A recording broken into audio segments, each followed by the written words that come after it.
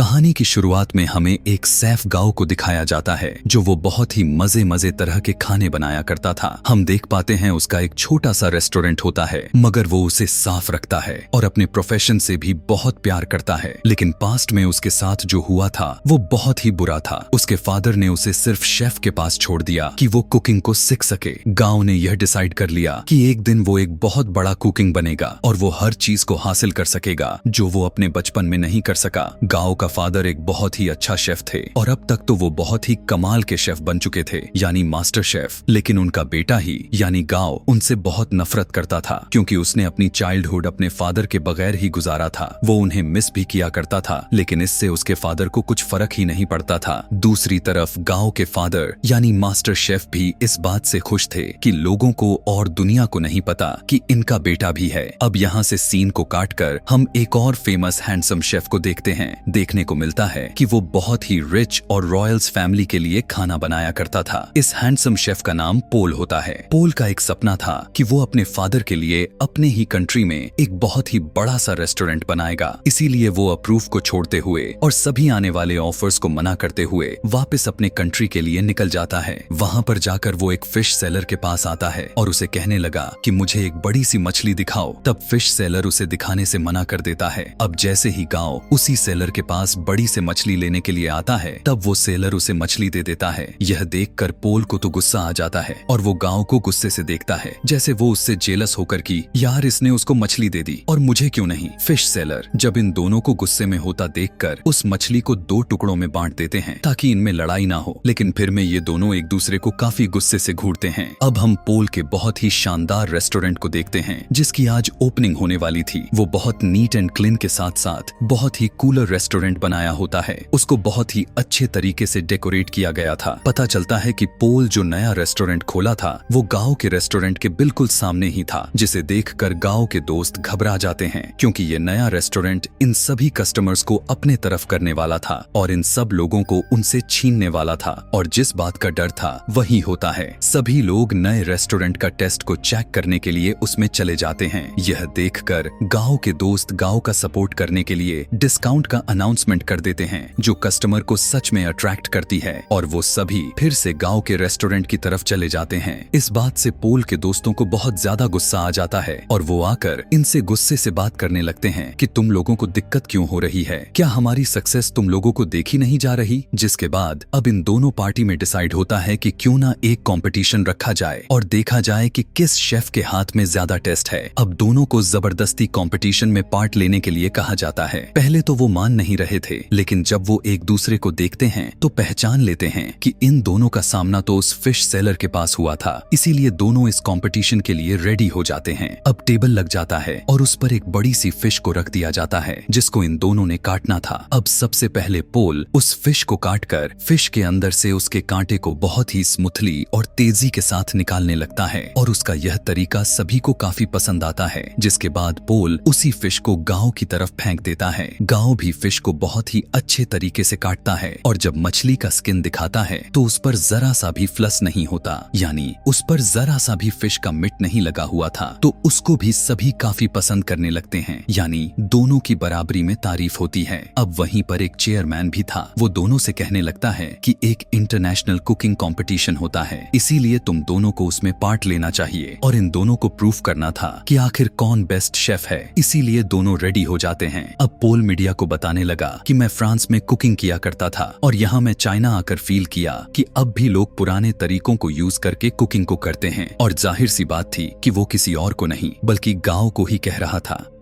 यह देखने के बाद गांव को अंदर ही अंदर बहुत गुस्सा आता है। अब वहाँ पर सभी को पता चलता है कि पहले से इनका एक कंपटीशन होगा। अगर ये लोग उसे जीत जाते हैं तब ये लोग फाइनल तक पहुँच सकेंगे और साथ ही साथ बहुत ही बड़े मास्टर शेफ से मिलने का भी चांस मिलेगा। और ये मास्टर शेफ कोई और नहीं बल्कि गांव के ही फादर थे। कुछ समय के बाद गांव के रेस्टोरेंट में पोल की दोस्त आती है और गांव और उसके सभी दोस्तों को रेस्टोरेंट आने को कहती है कि आज की खाना आप हमारी तरफ खाए। अब दोनों यानी गांव और उसकी दोस्त रेस्टोरेंट तो जाते हैं, लेकिन इनको खाना पोल नहीं बल्कि वही दोस्त सर्व करती है। देखने में वो खाना फ्राइड एग और एक क्लैंट पोट की तरह ही लग रहा था, लेकिन उसका टेस्ट एकदम अलग था। तब ये देखकर गांव को लगता है कि यहाँ तो सच में पोल का काम बहुत ही एडवांस है। इसीलिए वो सीधा किचन में जाता है और पोल से कहता है कि तुम अपना खाना अच्छा दिखाकर क्या साबित करना चाहते हो, यही कि तुम बहुत अच्छे कुक हो। लेकिन पोल चुप रहता है और उसे मीट पकाने को कहता है कि चलो देखते हैं कि आखिर कौन अच्छा मीट को पका सकता है। उसकी चैलेंज को गांव खुशी खुशी से एक्सेप्ट कर लेता है। अब गांव बहुत ही अच्छे तरीके से उस मीट को पकाता है और वो बहुत ही टेस्टी लग रहा था। अब पोल उससे कहता है कि मैं तुम्हें सेम रेसिपी के साथ डिश बनाकर दिखाता हूँ। पोल शुरू करते ही उसका यह डिश बहुत ही कम समय में बनकर तैयार हो गया। जब गांव उसको टेस्ट करता है तो उसके डिश में और अपने डिश में कोई फर्क नहीं नजर आ रहा था। तब वो समझ जाता है कि सच में इसके पकाने का तरीका बहुत ही एडवांस है। वो उदासी के साथ वहाँ से चला जाता है। रात में फोन पर उससे उसका दोस्त कहता है कि तुम्हें तुम्हारे फादर बुला रहे हैं। गांव फौरन अपने फादर के पास जाता है और कहता है कि अब आपने मुझे क्यों बुलाया, जबकि यह बात आप मानते ही नहीं हैं कि मैं आपका बेटा हूँ। तब मास्टर उसे कहते हैं कि मैंने ऐसा इसलिए किया ताकि दुनिया यह न कहे कि तुम मेरे बेटे हो, तुम इंटरनेशनल कंपटीशन तक पहुँच सको और मैं भी यही चाहता हूँ, तुम इस काम को खुद करो। तब गांव कहता है कि वैसे भी मुझे आपकी सपोर्ट की जरूरत नहीं, जब मुझे आपकी जरूरत थी तब आप मेरे पास नहीं थे। खैर, मैं यह साबित करके दिखाऊंगा कि मैं वो सब हासिल कर सकता हूँ जिसकी वजह से आपने मुझे छोड़ा था। अब गांव यहाँ से चला जाता है क्योंकि उसे अपने डैड के किसी बातों पर विश्वास नहीं था। अब अगले दिन इंटरनेशनल कुकिंग का कंपटीशन होता है। सब सारी तैयारियां हो चुकी थीं। कॉम्पिटेंस यानी पोल और गांव भी रेडी थे। समय को शुरू कर दिया जाता है। देखने को मिलता है कि पोल की कोई स्पेशल डिश होती है और गांव की चिकन डिश देखते हैं कि ये दोनों बहुत ही मेहनत से अपनी डिशेस को तैयार करते हैं। पोल तो टाइम से पहले ही अपनी डिश को तैयार कर लेता है, लेकिन उसके बाद गांव की भी शानदार डिश रेडी हो जाती है और उसने भी दिए गए टाइम पर अपने टास्क को पूरा कर चुका था, जिसे देखकर जज के साथ वहां के लोग भी बहुत खुश होते हैं। और अब उनके डिशेस को टेस्ट किया जाता है, लेकिन दोनों के सेम पॉइंट्स ही मिलते हैं क्योंकि जजेस को उनके खाने में इतना ज्यादा डिफरेंस नहीं लग रहा था, यानी दोनों के डिशेस बहुत ही अच्छी थीं। तभी स्टेज पर एक अकेला जज आता है और इस कंफ्यूजन को क्लियर करने के लिए कहने लगता है कि दोनों के टेस्ट बहुत ही अच्छे थे, लेकिन मुझे टाइम मैनेजमेंट पोल की बहुत ज्यादा पसंद आई, इसीलिए इस कंपटीशन को पोल ने जीता है। पोल यहाँ पर बहुत ही ज्यादा खुश हो जाता है। अब क्योंकि गांव इस कंपटीशन को हार चुका था तो वो बहुत ज्यादा उदास हो जाने की वजह से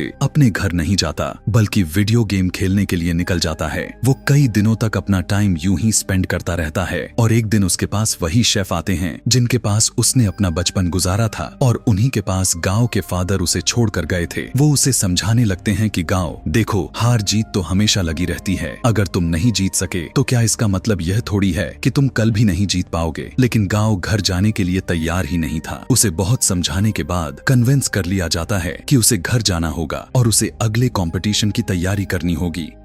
अब पोल बहुत ज्यादा ही खुशी की वजह से अपने रेस्टोरेंट जाता है। वो बहुत एंजॉय करता है। तब उसके सामने उसके दोस्त बैठे हुए उसे कहने लगते हैं कि पोल, अपने दोस्त को मौका क्यों नहीं देते हो? वो इतने टाइम से तुम्हारे साथ, तुम उस पर ट्रस्ट तो करो, उसे अलाव तो करो कि तुम्हें वो इंटरनेशनली रिप्रेजेंट तो कर सके, तुम्हारे रेस्टोरेंट का नाम ऊंचा कर सके। तब पोल उसे कहता है कि हाँ, वो मेरी अच्छी दोस्त जरूर है, इस बात से तो मैंने मना भी तो नहीं किया, लेकिन यार उसे तो सही से खाना तक पकाना नहीं आता, तो वो आखिर कैसे मेरे रेस्टोरेंट को इंटरनेशनली रिप्रेजेंट कर सकती है? तो उसका दोस्त उसकी बातों को और आगे तक बढ़ाने लगता है। उसकी बातों से यह लग रहा था कि जैसे वो उसकी दोस्त की तरफ है और उससे मिला हुआ है और इनके दिल में लालच आ रही है कि तभी वहाँ पर पोल के वही दोस्त आती है और उसके सामने सूप के 2 कप्स को रखते हुए कहने लगती है कि पोल, क्या तुम मुझे यह बता सकते हो कि इनमें से किसमें सॉल्ट ज्यादा है? तो यहाँ पर पोल बिल्कुल खामोश हो जाता है क्योंकि उसमें टेस्ट करने की एबिलिटी ही नहीं थी। उसके टेस्ट वर्क कर ही नहीं सकते थे और यह नेचुरल था। तब इस बात की वजह से पोल को बहुत ही ज्यादा दुख हो जाता है कि उसकी अपनी दोस्त ने ही उसके बाकी के दोस्तों के साथ मिलकर उसे चिट किया और उसे धोखा दिया। यह देखकर उसकी दोस्त उससे कहने लगती है कि क्या हुआ पोल, तुम समझते थे कि मैं तुमसे प्यार करती हूँ? नहीं, ये तो तुम्हारी गलतफहमी थी। आजकल ऐसा आखिर कहाँ होता है? मैंने तो तुम्हें यूज करके इंटरनेशनल कंपटीशन में जा सकूं। वैसे में वहां तक जाना मेरे लिए पॉसिबल तो बिल्कुल भी नहीं था, लेकिन आज तक जो मैंने तुम्हारा राज रखा उसके बदले में तुमने मुझे क्या दिया? क्या तुम मुझे ऑफर नहीं कर सके, लेकिन अब तो बिल्कुल भी नहीं। अब मैं खामोश नहीं रहूंगी, क्योंकि अब मैं खुद उसी कंपटीशन में जा सकती हूँ। पोल की ही एक दोस्त पोल के दोस्त के ही साथ मिलकर चिट कर रही थी, क्योंकि अब वो दोनों अब रिलेशनशिप में थे और पोल के अगेंस्ट ही एक साजिश यानी कॉन्स्पिरेसीज चल रहे थे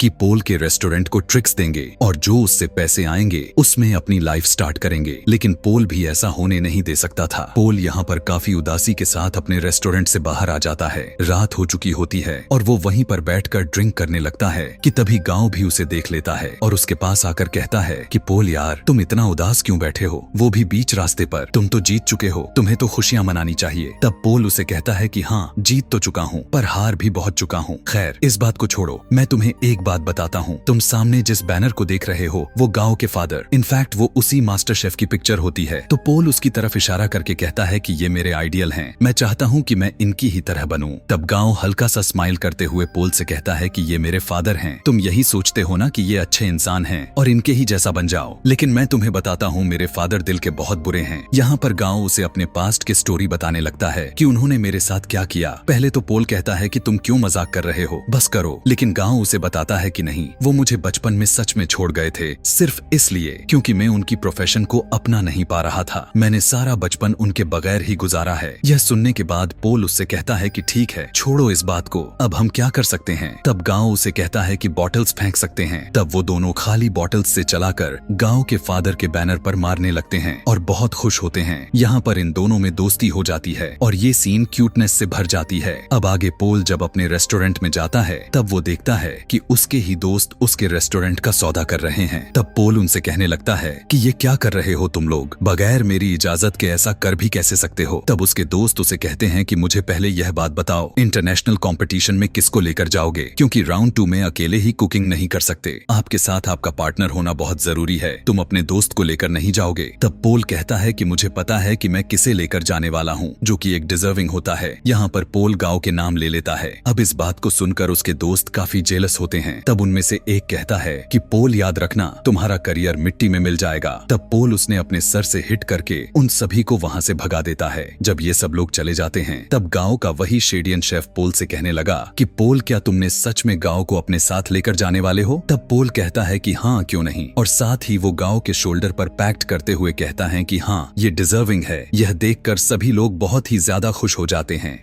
अब यहाँ पर कंपटीशन की तैयारियां शुरू हो जाते हैं। दोनों ये डिसीजन ले लेते हैं कि पोल गांव को अपना नए नए तरीके सिखाएगा, जबकि गांव पोल जो अपने पुराने तरीके सिखाएगा। जिस तरह से वो कुकिंग करता है, गांव पोल से कहता है कि तुम परेशान मत होना, अगर तुम्हारे टेस्ट वर्क काम नहीं करते तो मैं तुम्हारी टेस्ट को वापस लाने में मदद करूंगा। अब दोनों में काफी अच्छी दोस्ती के साथ साथ दोनों एक दूसरे को अपने नए नए तरीके साझेदारी करने लग गए थे। ये रोज खाना बनाने के प्रैक्टिस करते और साथ साथ सिंगिंग, डांस, बातें करते करते इनकी दोस्ती और भी गहरी होती जा रही थी। अब वो दिन भी आ गया था जहां पर इंटरनेशनल कंपटीशन का राउंड 2 होने वाला था। हम देखते हैं कि ये दोनों अपनी डिश को काफी मेहनत लगन के साथ बनाना शुरू कर देते हैं और कम ही समय में बहुत ही अच्छी स्वीट्स को तैयार कर लेते हैं। टेस्ट करने पर जजेस को इतना ज्यादा पसंद आती है कि वो कहने लगते हैं कि हम लोगों ने आज तक ऐसा डिश नहीं खाई, और इस राउंड को ये दोनों विन यानी जीत जाते हैं। अब क्योंकि इनका लास्ट राउंड यानी राउंड 3 भी जल्द होने वाला था, पता चलता है कि इनका कंपटीशन उसी मास्टर शेफ यानी गांव के फादर से होने वाला था। तब पोल यहाँ पर गांव से कहने लगता है कि मुझे लगता है तुम इस कंपटीशन को जीत सकते हो, इसीलिए तुम चले जाना। तब गांव पोल से कहता है कि तुम तो बहुत अच्छे शेफ हो, तुम्हें तो एडवांस तरीके भी पता है, तुम मेरे से भी अच्छा कर सकते हो। तब पोल गांव से कहता है कि नहीं, ऐसी बात नहीं है, देखो मैंने अपने रेस्टोरेंट को बनाकर अपने फादर का ड्रीम को पूरा किया,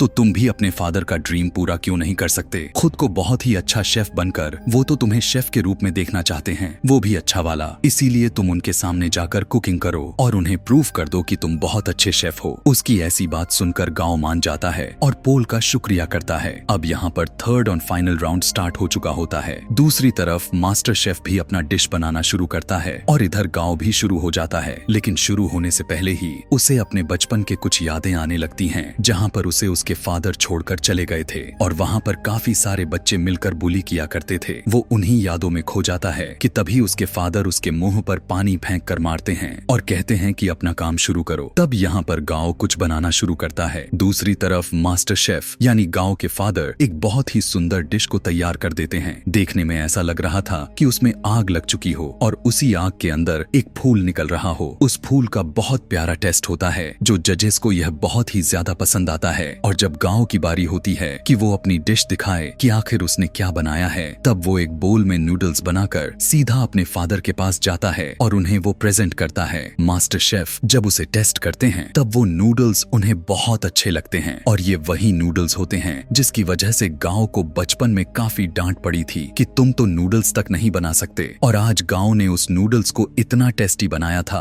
कि उसके फादर ने खुद उसे ना चाहते हुए भी खाने लग जाते हैं और खाना ही नहीं छोड़ रहे थे, सिर्फ खाते जा रहे थे और अपने बेटे से कहते हैं कि शाबाश बेटा, तुमने काफी अच्छी नूडल्स बनाए हैं। वो यहाँ पर काफी इमोशनल हो जाते हैं। तो यहाँ पर आए हुए दर्शकों को भी पता चल जाता है कि एक तो इनका सरनेम भी सेम है और इन लोगों का बिहेवियर भी देखकर यही लग रहा है कि ये दोनों बेटा और बाप हैं। तो यहाँ पर गाओ के साथ ही साथ उसके फादर का भी सपना पूरा हो चुका था। और इधर हम रेस्टोरेंट में देखते हैं कि पोल और गाओ दोनों साथ में काम करते हैं और उनकी ऑडियंस पहले से और भी ज्यादा हो चुकी है, यानी अब उनके पास पहले से ज्यादा कस्टमर्स आते हैं। लोग उनका खाना बहुत ज्यादा पसंद करते हैं और इनकी कमाई 10 गुना बढ़ जाती है। इसी के साथ यह कहानी यहीं पर खत्म हो जाती है। ऐसे ही और भी मूवी एक्सप्लेनेशन वीडियोस देखने के लिए कमेंट में नेक्स्ट लिखना ना भूलें। Thanks for watching.